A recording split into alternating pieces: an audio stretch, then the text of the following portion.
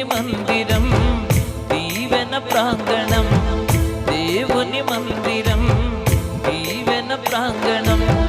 మానక వెళ్ళడం క్రైస్తవ లక్షణం, మానక వెళ్ళడం క్రైస్తవ లక్షణం.